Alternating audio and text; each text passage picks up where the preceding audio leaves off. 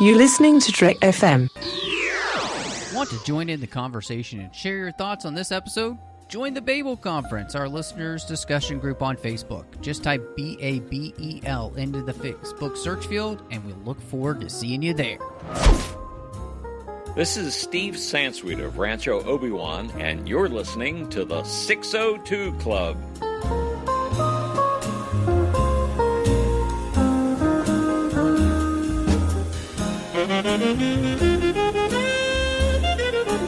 Welcome to the 602 Club, Trek FM's local watering hole. So excited to be with you tonight, and I am here with, as always, pretty much always, the wonderfully talented and the only one, Christy Morris.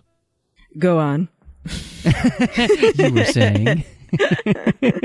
Yeah, I just was out collecting some soil samples, some boron-based stuff. I think we're fine. I think it'll be good.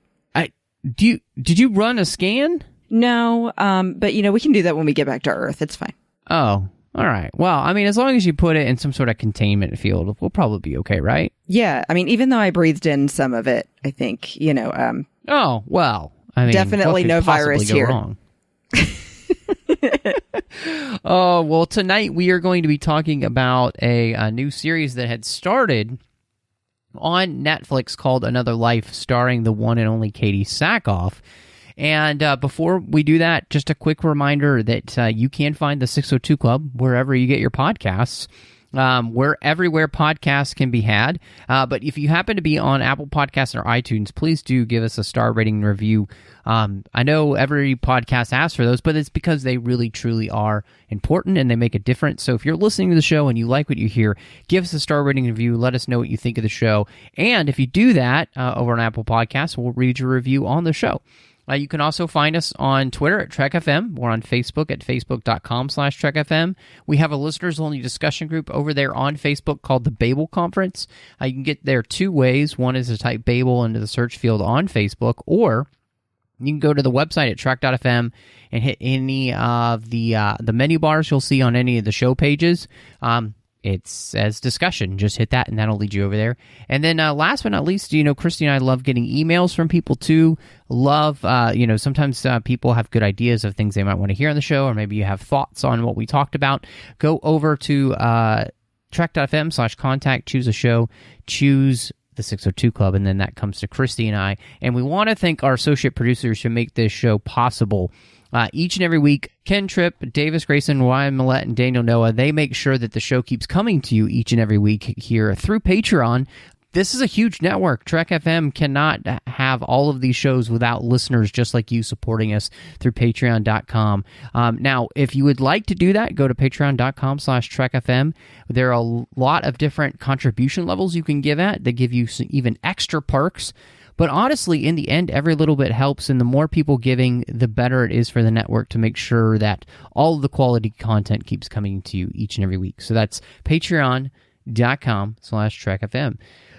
Christy, we mentioned that this is a new show, and so I just wondered for you, just kind of, before we kind of really get into everything, what were you kind of hoping from this one when maybe you saw the preview there on the old Netflix, which, well, it feels like they have some sort of new show every single week. Yeah, Netflix has really expanded into this Netflix originals realm, so I've seen a lot of that. But this one, I was really, I felt like I was getting the vibe of classic sci-fi from the get-go with seeing the posts online about it, the way that they have the logo for the show, Another Life, how you see the O in Another will flip to different symbols. I thought, maybe that's going to come into play at some point. And then I love Katee Sackhoff because you and I both watched Battlestar Galactica, the newer series, and she was incredible, I think, as Starbuck. So seeing her as a lead role in this really got me excited to watch this. So I was really hopeful coming into it, and I love a lot of classic science fiction, space travel kind of movies. Like Aliens was my first one. And then later on, stuff like Mission to Mars or whatever. So Bears beats Battlestar Galactica. Exactly. It's totally true. And I think, going into this, to me, the very first draw is the fact that Katee Sackhoff is going to be doing the show. And I remember maybe over a year ago, she had announced that she was going to go back to sci-fi for the first time since Battlestar Galactica. And she was going to be on the show called Another Life that was going to be on Netflix, and it's always interesting to watch these stars go and do something like that. And, for the most part, Netflix shows do a very good job of not being, where they have too many episodes per season and all that kind of stuff. So I thought this could be really good. The fact that she would want to go to sci-fi, I felt like, she already did Battlestar Galactica, which, you can argue about the merits of Battlestar Galactica by the end, but, the first 2 seasons are some of the best television ever created, I think. Yep. And so the fact that she would want to do it, I was like, okay, well, that must mean something, and like you, I'm a sucker for a good, sci-fi show. I mean, and that, let's see, I think last year, Brandon Shamatola and I here on the show talked about their reinvention of Lost in Space, which I very much enjoyed. So, all things considered, going into this show, I guess I would say I had really high hopes because of what I kind of was seeing with the previews and the people involved and just the kind of the idea of the show, and so, yeah, I would say to start off, going into the show, I don't know if I was necessarily I wasn't super hyped or anything, but I was like, oh, I bet this is going to be good. Mm-hmm. And that's where I was coming in from too. So I think that it didn't really highlight anyone else as much in the show because they had such big players like Katee and then Selma Blair. So I think that they were kind of focusing on them a lot and bringing in lesser known people here and there, and then they slowly grew those characters over time. Yeah, no, absolutely. So, okay, I think, for this, it's kind of important to maybe, I guess, start with what the story is for the show and kind of what we thought then about, how the story plays out throughout the first season. So basically, it's kind of your classic thing, aliens come to our planet, they land a ship that creates this very strange-looking structure that looks like a trillion-dimensioned diamond that's really tall. And so as the team of scientists try to study this artifact, another team goes to investigate the origins of the alien life on a ship called the Savari, and of course, Katee Sackhoff is our lead astronaut on that, as well as her husband being one of the lead scientists on the mission with the artifact. And so both of those stories are running concurrently throughout, I would say, a majority of the season. In fact, I feel like the first episode, we kind of get to the status quo of what the series is going to be pretty quickly. I mean, they don't waste a lot of time. No, I think that it seems a little bit serendipitous that the stars of each field happen to be married to each other. But I think that they do a really good job of kind of just throwing you into the action and then explaining more later. And I love that kind of storytelling. I don't want to spend a whole lot of time on getting to know everyone at the beginning and then getting into the serious action and climax of the show. So I liked that they just kind of threw you into it, that you really have a serious problem that they have to tackle right off the bat. And then that that's what's going to be the focus, that it's not really so much about all the other things going on in their lives. Yeah, and I think, one of the... I would say, for a show like this, I think the best way to kind of introduce characters then becomes, through the action of the show. If you do it well, that's really the best way to do that. So set up the premise, try and set up an interesting premise for us, and then set up the rest of what we'll get in the show with the characters wise, build them then throughout the season. So for you, as we kind of this story, then how do you feel it kind of lives up to that premise then, what it begins with, how do you feel like it does kind of moving us through the season and, where we kind of leave off then at the end? I think that it goes very up and down. At first, it seemed like the first episode even was all over the place. Like it started off well, and then when they get to Nico and Yerxa arguing, I got why they were upset with each other, but it just seemed to escalate way too quickly to him trying to kill her, to where you're thinking, okay, would it really have provoked him that far? And if he was such a great captain before that all of these crew members really loved, how would he have that kind of personality like hidden under the surface? So that just seemed kind of implausible to me.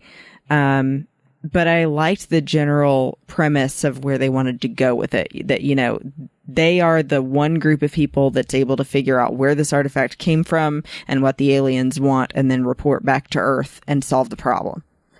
And I like the whole thing with her husband figuring out that sounds and music were the way to communicate and solve the puzzle. Yeah, no, I think that's a good way to put it. The idea that, because you get this idea that obviously humans have space flight, they have an FTL drive, so they can go faster than light.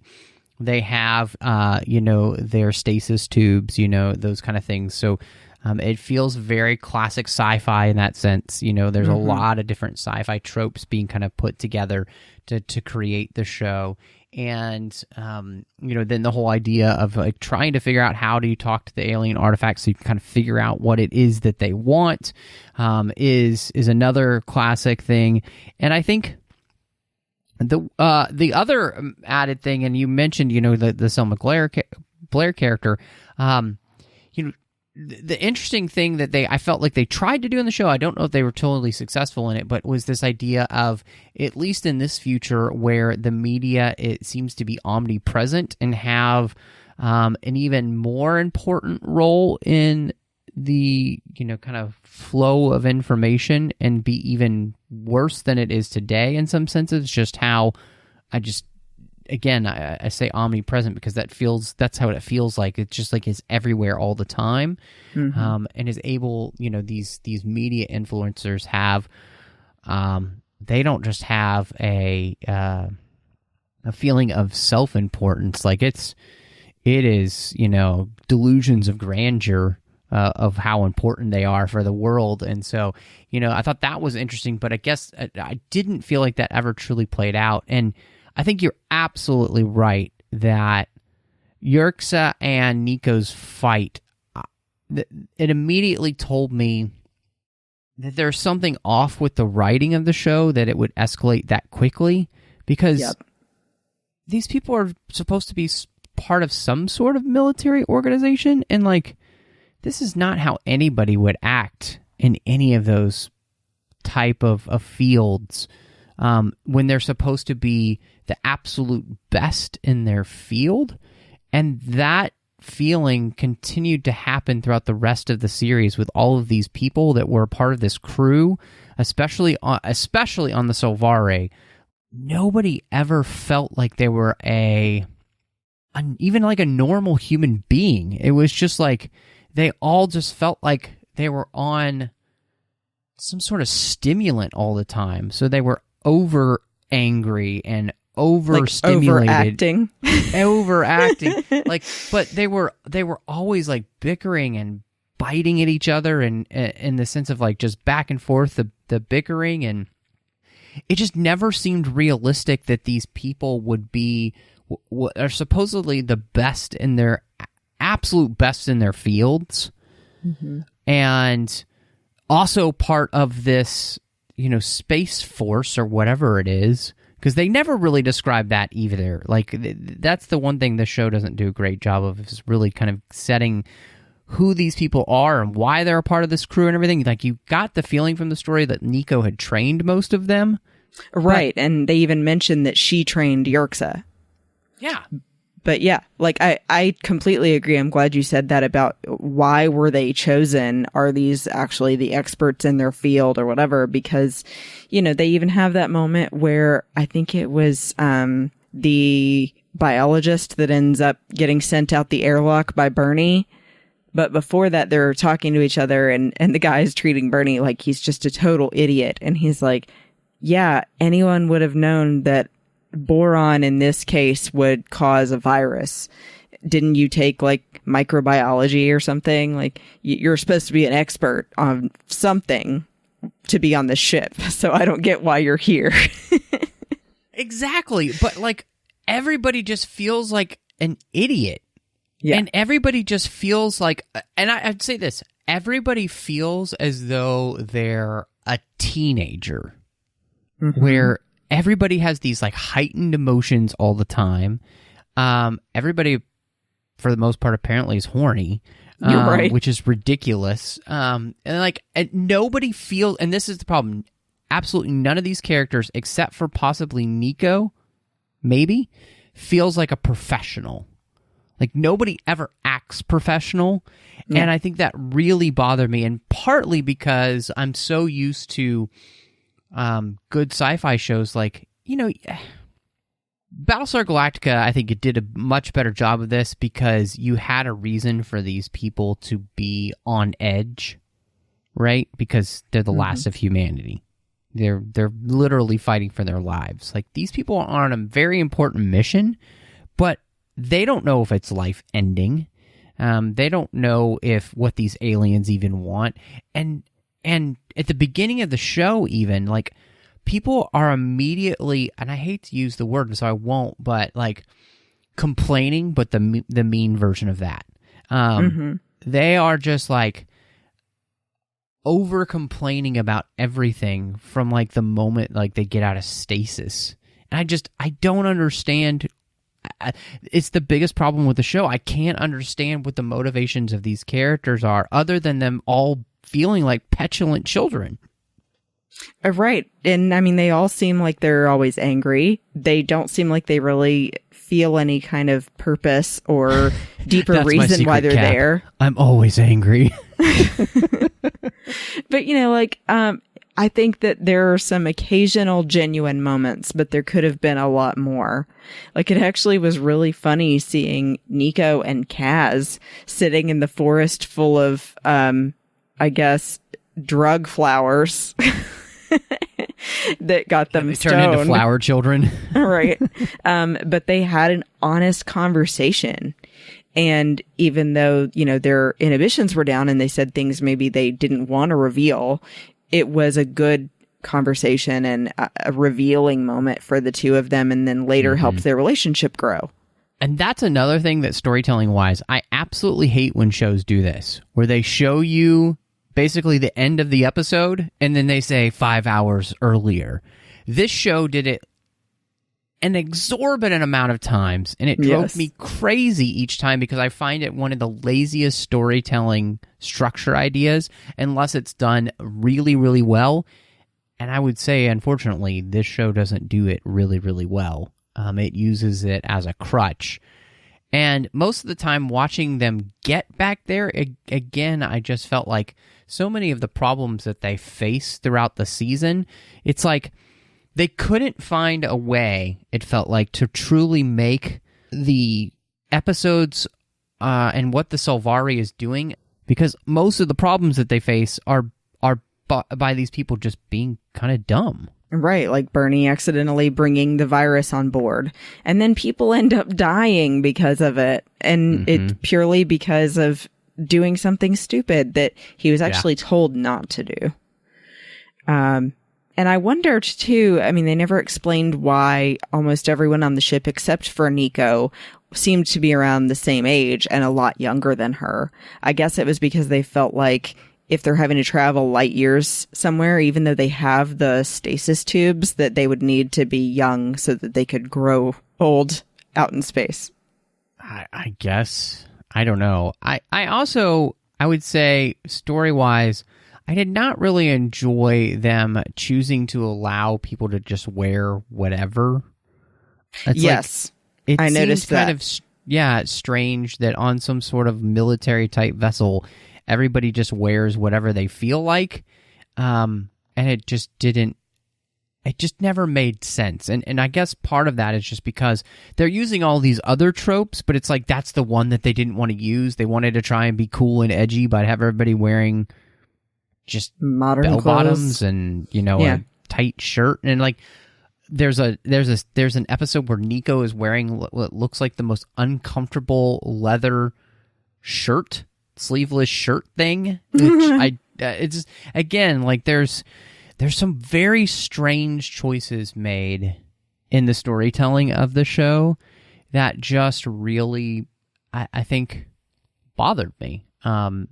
So, and then on the other side,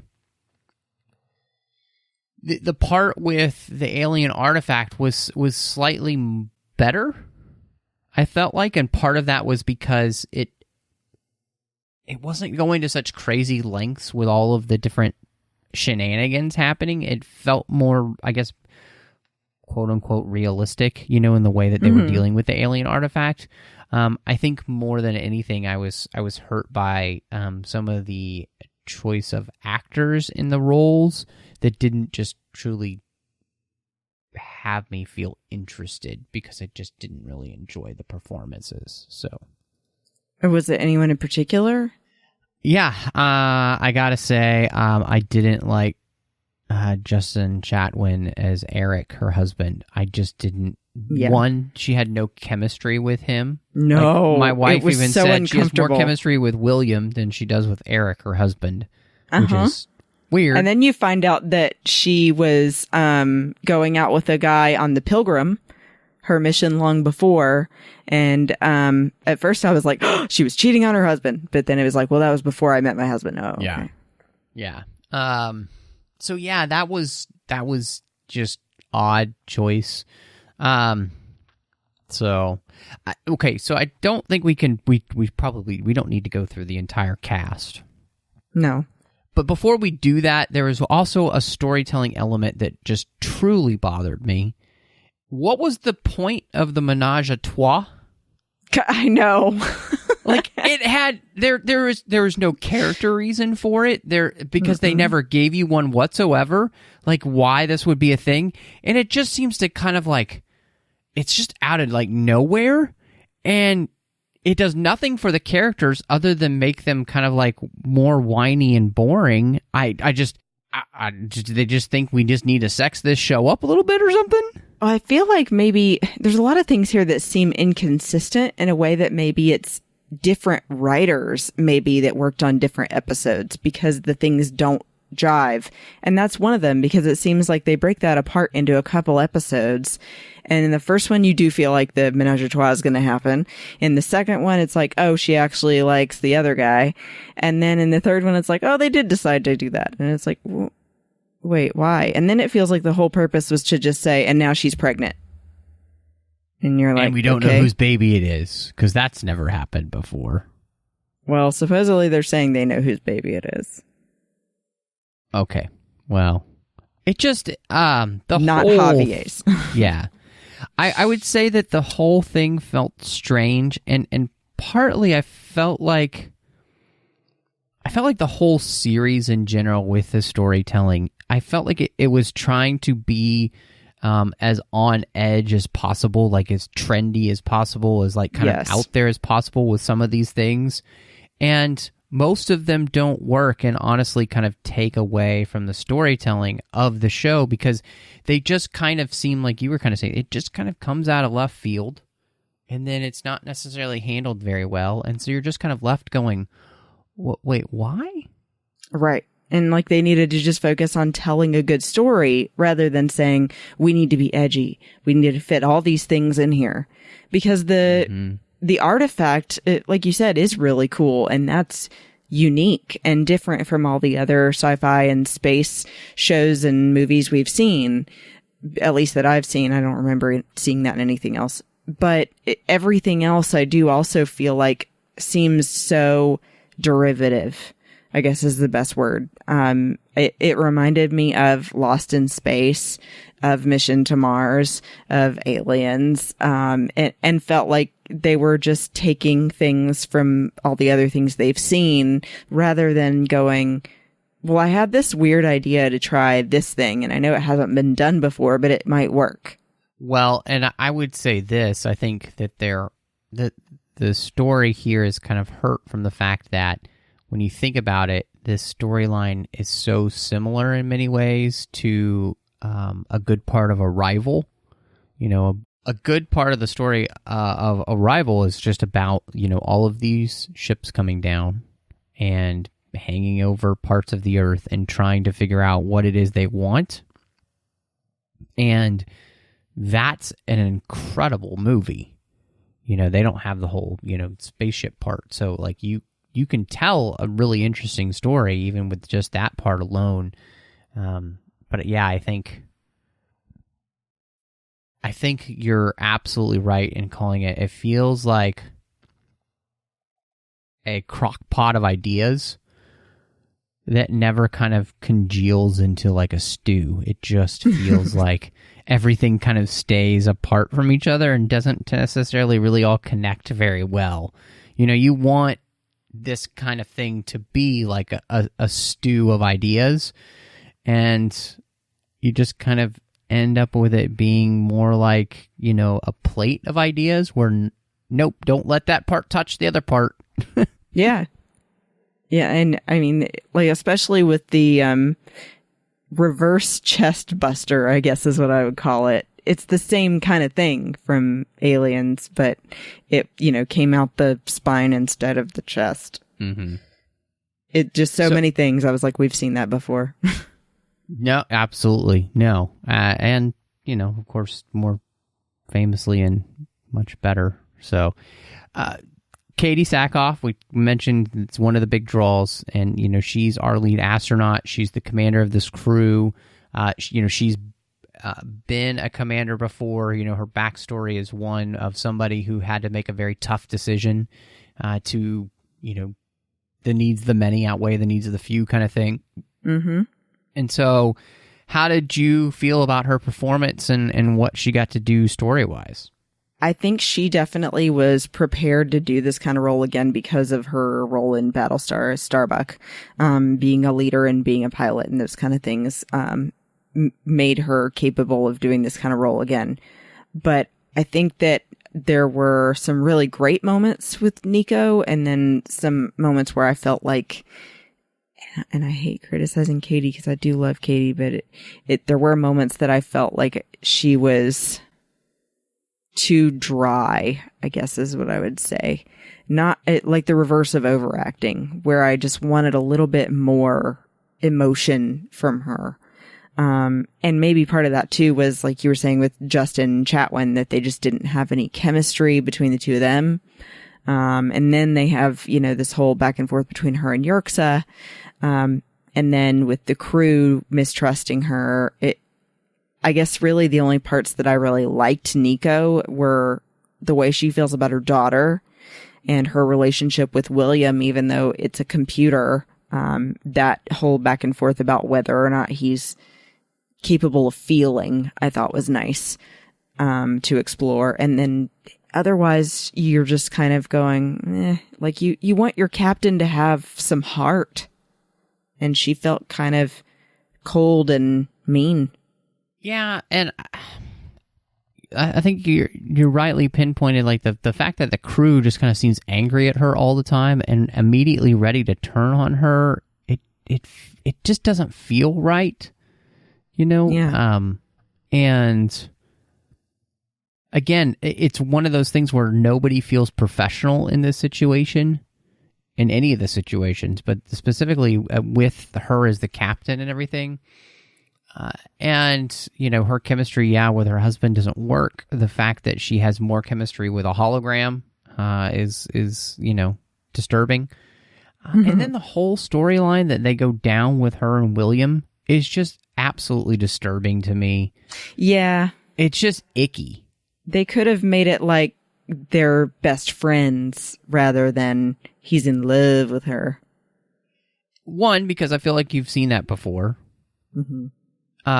And two, because I don't need a hologram rape.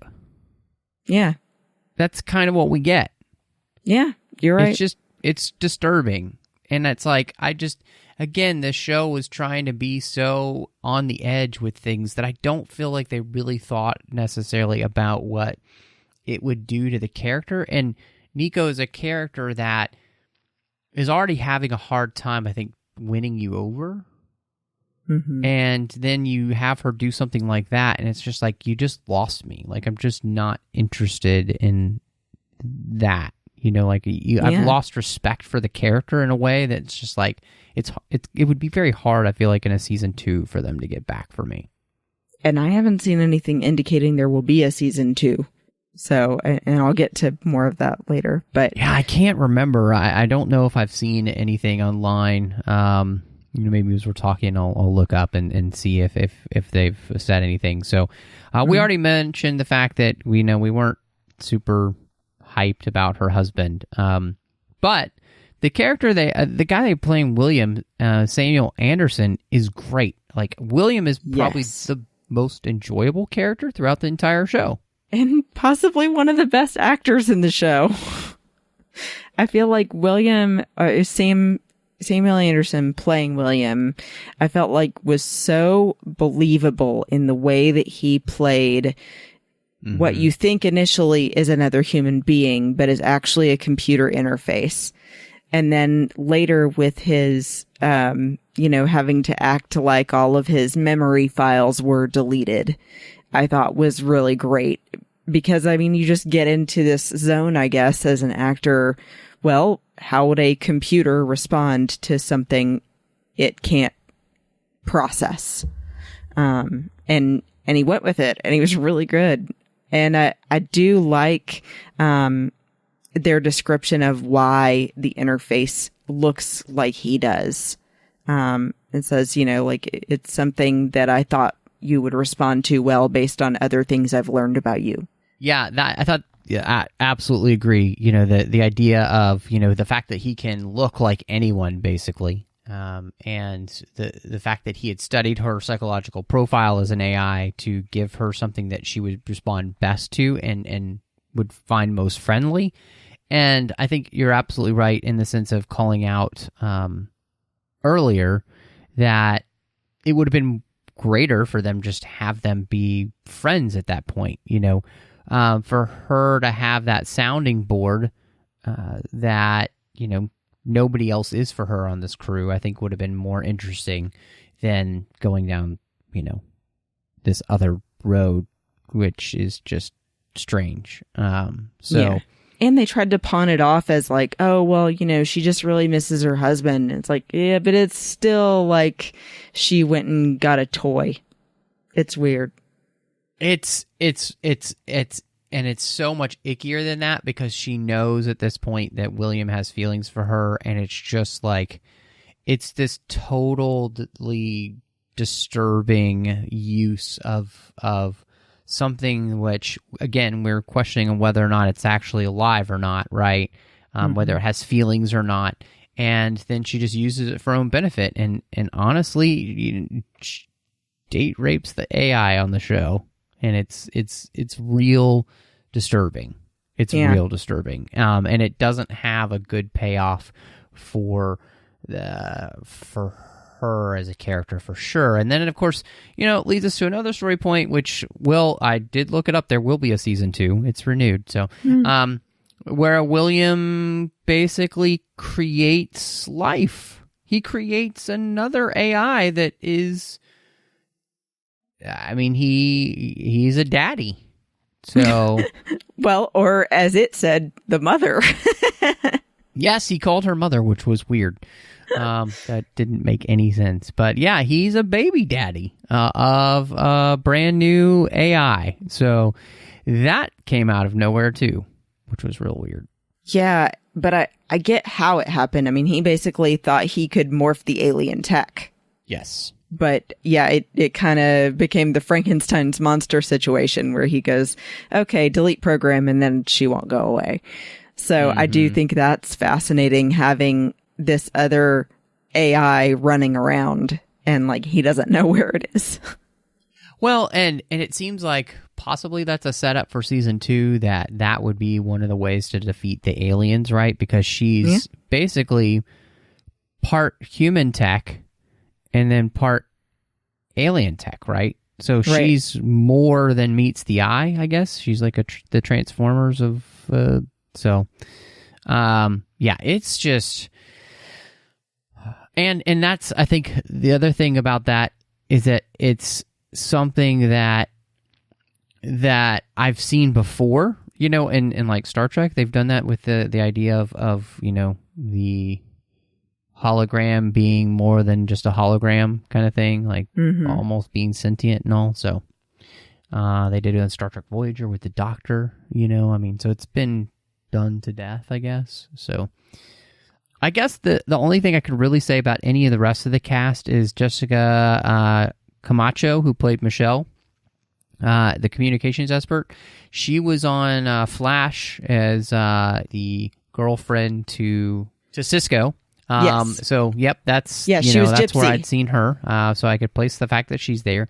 And I guess the other main big character here and main actor was Selma Blair. And I felt like she did a pretty good job with the role that she had. She doesn't have a massive part. I would think for really interesting for her filming this. I mean, she's been going through some incredible medical issues on her own. So to watch her be in this show and to do what she did was pretty incredible. Did anybody else kind of stand out to you that you liked in the cast? I thought it was interesting having, I guess you pronounce it, Jair Tanako as the medic, and was doing some reading up on that actor as well as the character design for Zane. And I get what they were trying to say, that basically like a lot of times we've seen the medic has been female, like we've seen in the Orville. But then, of course, we know, obviously, in Trek, it was male. So I feel like they were kind of trying to show depending that... on what show you are on, I mean... Well, that's true. I'm thinking of film. Oh, yeah. But, I mean, like, the Next Generation, it's Dr. Crusher, I mean... Yeah. So, yeah. But it really goes back and forth, but I guess they were trying to show that it could be anybody. But I like that they had this genuine love between Bernie and Zane. But I do think that it was also kind of another way for them to try and make the show more edgy, having the medic be somebody who looked possibly transgender. But I like that it didn't take away from the character. I do think that is a good actor. And that it was really a much more emotional performance seeing Bernie get to have something to do other than just being the dumb one. Yeah, and I thought that's one of the best ways to do that kind of role. Like, they didn't ever really call attention to it. Right. It was just who this character was, and so instead of trying to have, like, I think, a big statement, they allowed the character to just be who they were.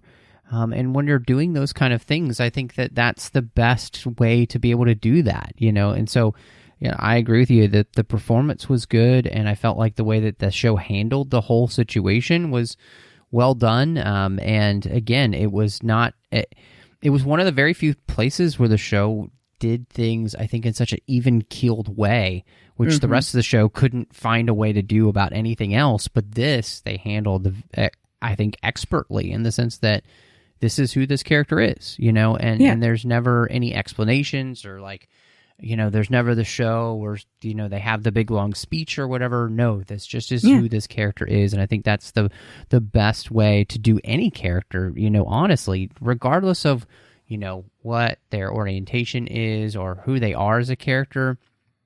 I think, the best characters are the ones who are who they are. And there isn't a lot of, like, necessarily explanation needed, right? Yeah. And, like, there's more to a person than just that, their orientation. Yeah, absolutely. And that was that you know, and what was fascinating about that character, I would say too, they're one of the few characters on the show that actually felt professional in their job as a, you know, because she was kind of or they were, I guess, I'm not sure, because they never actually say what Zane's orientation is, and so Yeah. but Zane is somebody who has to kind of be a jack of all trades medically, you know, with all of the medical responsibilities plus like the psychological responsibilities for the crew as well. So, yeah, I mean, honestly, Zane was probably the most professional character on the show, which is kind of sad to say that they're really the only one. Even, you know, Nico, no. So when you have one out of, you know, like 15 characters we meet on the show, 16 or more, and only one of them feels like a professional human being, that's not a good sign. Right. Oh, I did mean to ask you, though, what did you think of Sasha?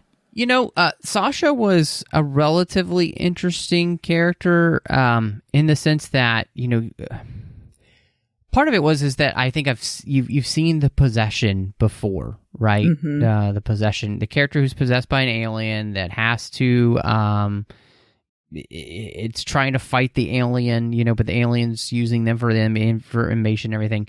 And so, and as the person that was interesting in the sense of, like, his character was only sent on this mission because of his daddy kind of thing. So you have that all baggage.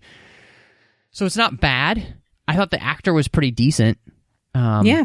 But, you know, the storyline for them, again, felt like a bag of cliches.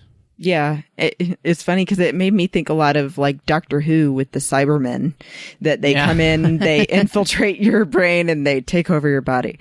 But it was, just a little bit weak as far as the storytelling goes, but the actor was good with what he was given. I like the general idea of it being like him thinking he was going crazy at first. Yeah. But yeah, kind of disappointing. Well, and it was kind of interesting too, because, you know, the idea of, like, in, you know, the Hunt for October, where you have the Russian political officer, right, and he's kind of the quote unquote political officer on the ship, where he's meant to be the ambassador basically to the aliens if they meet them and everything. So he represents that whole side. So for the most of the show, in the end, you know, him being awakened, he doesn't really have a lot to do because that's not any of his expertise, too. So then they have him with the whole possession storyline, and, you know, so, yeah. You know, you mentioned some of the things that you kind of stood out to you just thematic-wise, and obviously, I think humans versus, like, this artificial intelligence, which we see, especially with William and, you know, kind of playing around with, is he sentient, and how do we treat that artificial intelligence and all that kind of thing, gets played out, and I think, you know, what we see humanity do is they treat that artificial intelligence pretty badly.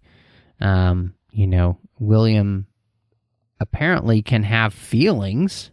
He's advanced enough to be able to have feelings, and yet they treat him like something that they can just use, abuse, and then, you know, come back to whenever they need something. And it's kind of like, it makes the humanity in this show seem like, do we want them to be saved from the aliens? Because these people don't seem great. Like, what's worth saving with these people in particular? Yeah, I mean, I don't really know. So, and then, you know, it also plays with the idea of, like, tough decisions. And, you know, there are a few different times where we see, like, we see people having to make tough decisions on, like, who lives and who dies. And, you know, that's not bad. It's not, again, a lot of this seems like things that we have kind of seen before. Yes. But I don't know. I guess maybe it's the optimist in me trying to see glass half full, but I do try to take away maybe what they were trying to say by writing this show. And this was something that I felt like we see a lot in Another Life, is the goods of the many versus the good of the few.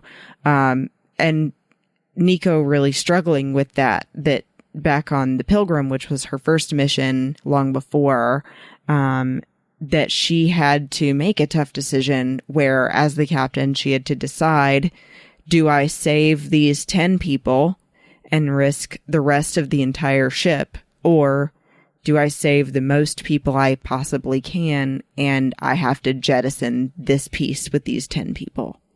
And honestly, I think most people would make the decision that she did, but you can't make it lightly, and it does affect you after that because you were responsible.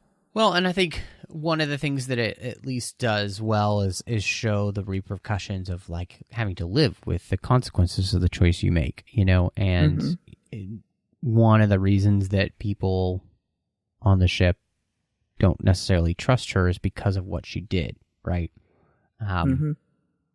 Even though anybody who survived the choice she had to make on the Pilgrim is very happy with what she did, right? So she saved all of these people's lives with the cost of a few, because if she didn't make that decision instinctively like she did, everybody would have died. So, I think some of the things that they're trying for are interesting and could have been interesting.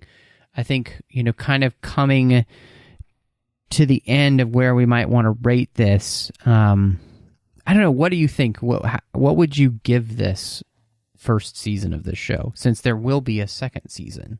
I'm a little worried about where they're going to go in a second season. After the strange things that have happened in this one, and I do feel like the sexual nature of the show was way too overdone, and that especially being in the situations that they were in, I don't think that people realistically would be that interested in the sexual aspect of relationships, because you've got so much at stake and they're clearly so upset all the time.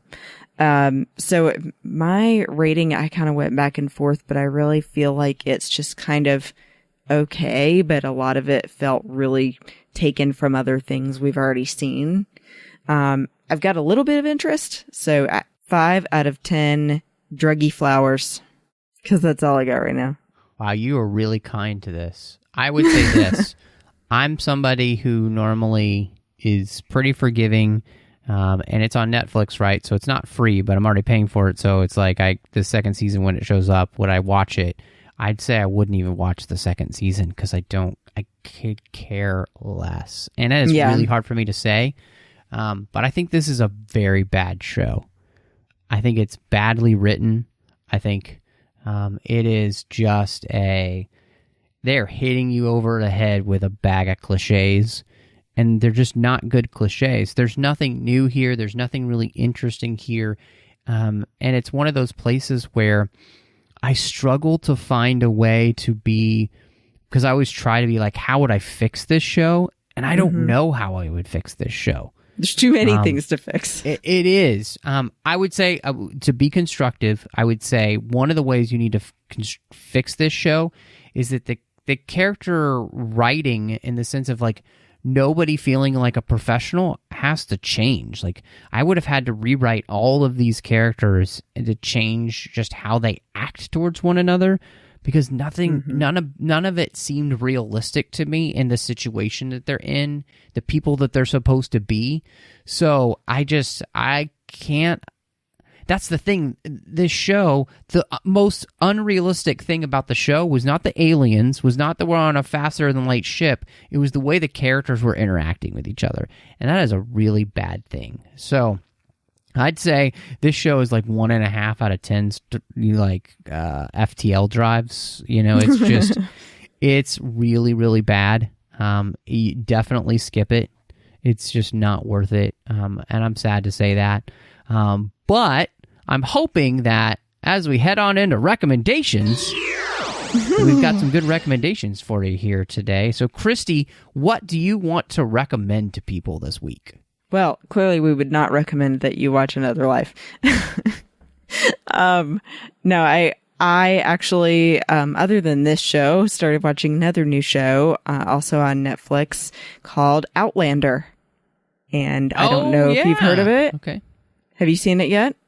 I have not, but I know about it. How is it?